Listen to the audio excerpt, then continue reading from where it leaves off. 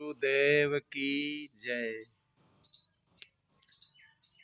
जगत की लीला अपरंपार, जगत की लीला अपरंपार, जगत की लीला अपरंपार, जगत की लीला अपरंपार। क्षीर का सागर कहाँ भरा है, क्षीर का सागर कहाँ भरा है, वेद न पायो पार, वेद न पायो पार।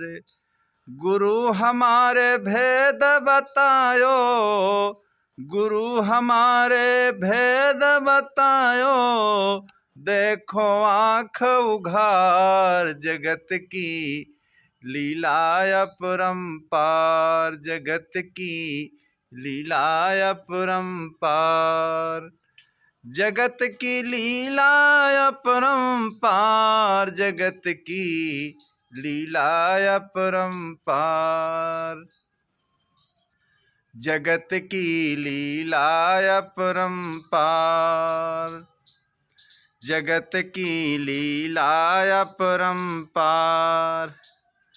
नारी घट समुद्र भरा है, नारी घट समुद्र भरा है, दूध की बहती धार, दूध की बहती धार।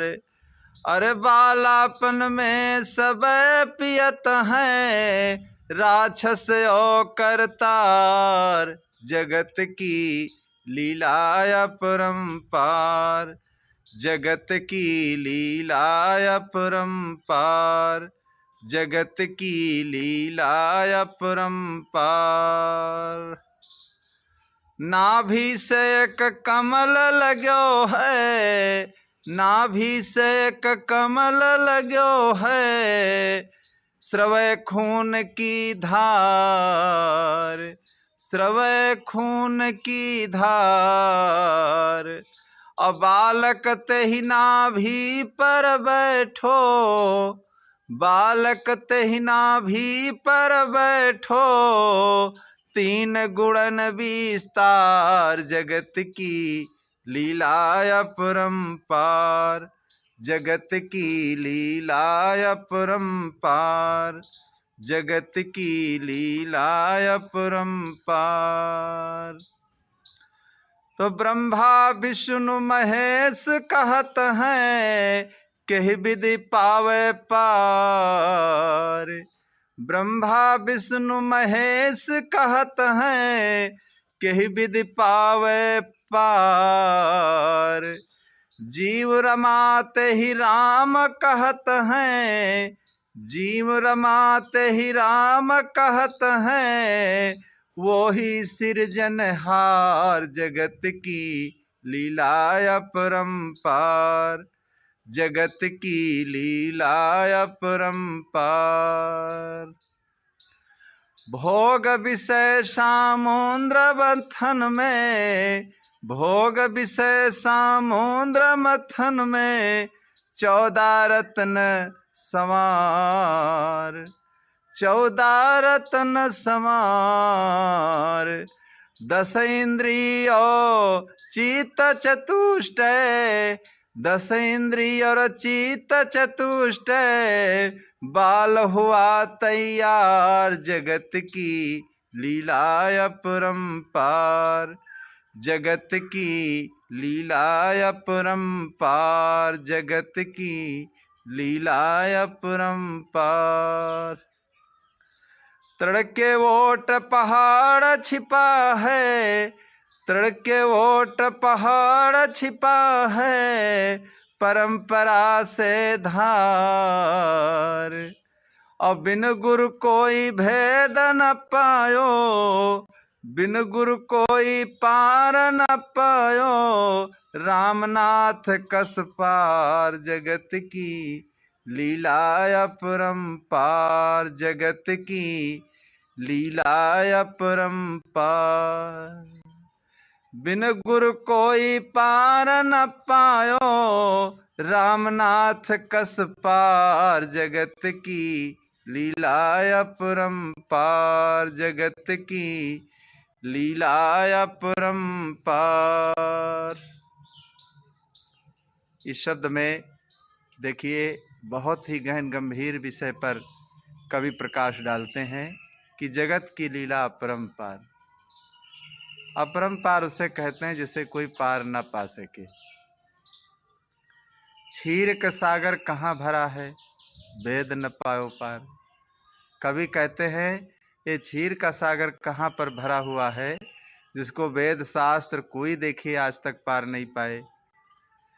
लेकिन गुरु जी जब हमारे आ गए तो गुरु ने ऐसा भेद बता दिया, गुरु ने ऐसा भेद बता दिया, ज्ञान दे दिया कि हमारी आंखें खुल गईं और हमें सत्य का ज्ञान हो गया कि क्षीर का सागर कहाँ पर भरा हुआ है।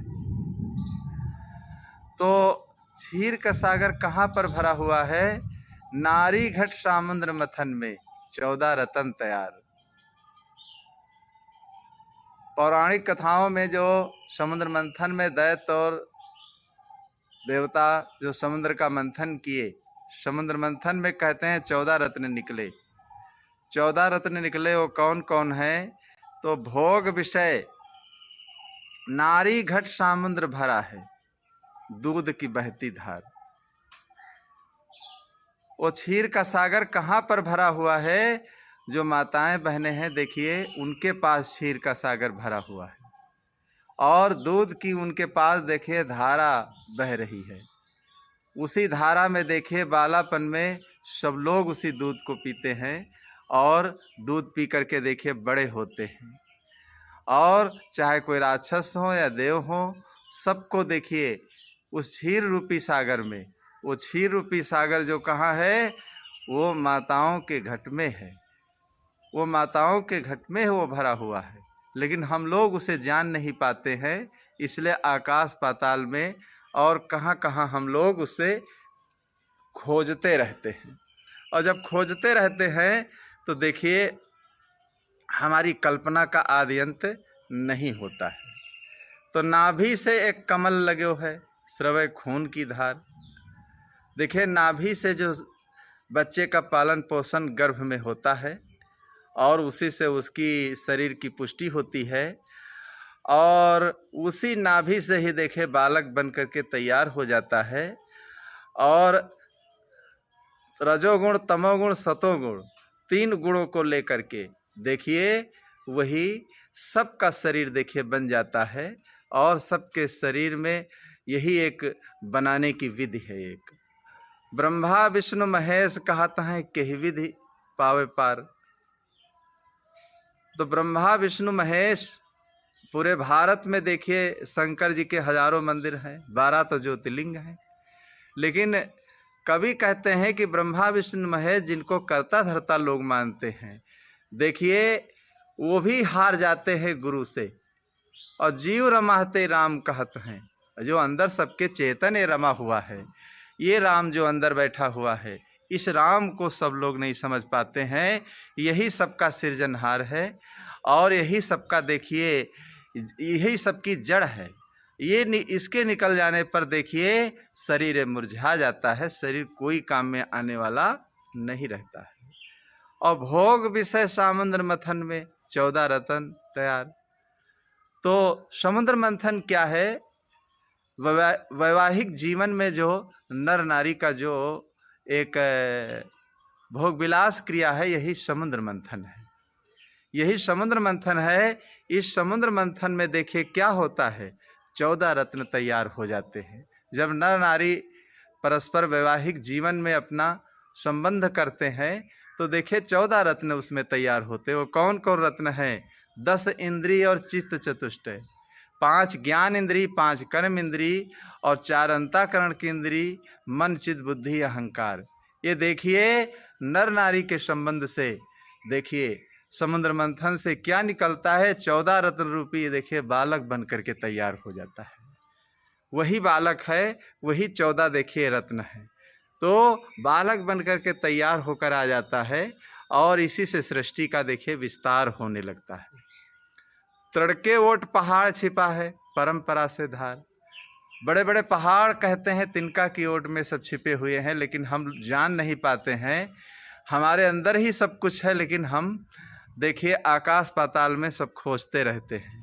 और बिन गुरु कोई भेद न पायो, बिना गुरु के देखे आज तक कोई इसका भेद नहीं पाया। और बिना गुरु के देखे बड़े बड़े लोग सब देखिए हार गए और कोई सत्य का रास्ता आज तक नहीं पाए। तो इसलिए हर मनुष्य को चाहिए कि सच्चाई को जानने के लिए अपने जीवन में देखिए सत्यवादी बनने के लिए निष्पक्षवादी पहले बनो। निष्पक्षवादी बन करके सच्चाई के धरातल पर आओ कि सत्य क्या है। समुद्र मंथन के पीछे पढ़ करके न मालूम कितना तर्क वितर्क लोग करते हैं, लेकिन समुद्र मंथन असली रूप में है क्या? समुद्र मंथन में 14 रत्न यही निकलते हैं और वही बच्चा रूप में देखिए वो बालक बन करके आ जाता है। और उसमें देवता रूप में भी लोग आ जाते हैं, राक्षस रूप में भी लोग आ जाते हैं। तो इसलिए हर मनुष्य को चाहिए कि भाई बिना गुरु के देखे ज्ञान होने वाला नहीं है। गुरु की विशेषता बताई गई है। जब गुरु की शरण हम जाएंगे, देखिए प्रवक्ता तो एक से एक मिलेंगे, लेकिन प्रवक्ता का मतलब यही है जो सही दिशा देता हो, जो सही ज्ञान देता हो, जो सही बात बताता हो, उस प्रवक्ता की विशेषता होती है। तो ज्ञान तो बहुत है, ज्ञान तो अनेक प्रकार का संसार में है, सब फैला हुआ है। 4 वेद 6 7 18 पुराण और न मालूम कितना ज्ञान का भंडार भरा हुआ है।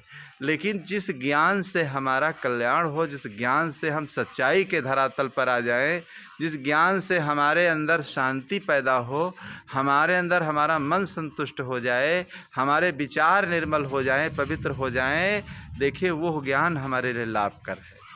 तो इसलिए हर मनुष्य को चाहिए कि गुरु की शरण जा करके और सही ज्ञान लेकर के अपने जीवन को आगे बढ़ाना चाहिए।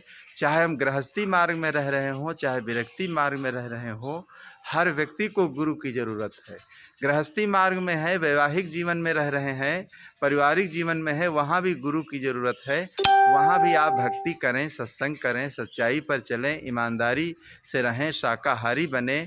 और गृहस्थी धर्म के जो नियम हैं, महाराज श्री राम, महाराज श्री कृष्ण के जीवन से शिक्षा ले लें कि हम अपनी गृहस्थी को कैसे चलाएं।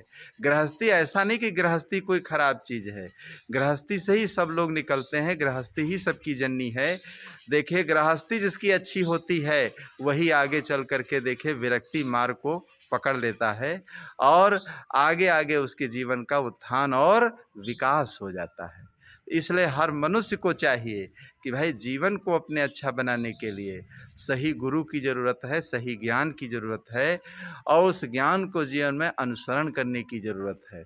जब हम अनुसरण करने लगेंगे तो ज़रूर हमारे जीवन का कल्याण होगा। बोलो सद्गुरुदेव की जय।